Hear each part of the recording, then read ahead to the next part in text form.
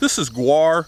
Guar is probably the most drought-tolerant crop grown in the United States. They commonly grow it out in West Texas under dryland conditions. Very, very, very drought-tolerant, very heat-tolerant. Now, it's been growing here. We do irrigate this plot, so it looks really, really nice. This is the nicest guar I've ever seen. But it will survive extreme drought conditions because the plant has the ability, when it runs out of water, it just simply stops. And then when it gets moisture, it can start up again. Most plants cannot do that. They either need water or they die. Guar is a bean. You can see it's putting on lots of pods. It kind of puts them on in clusters like this. This guar is fairly mature.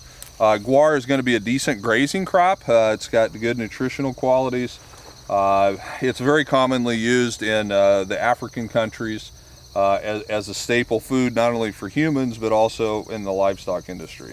Yeah, and this is the plant, if you've ever read a list of ingredients on ice cream or pudding, guar gum, this bean is where the guar gum comes from. So this is used for human consumption.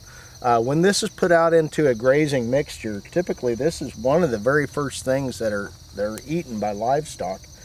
And another benefit of this is if you have salty soil, there are very, very few legumes, especially summer annual legumes, that have any salt tolerance whatsoever.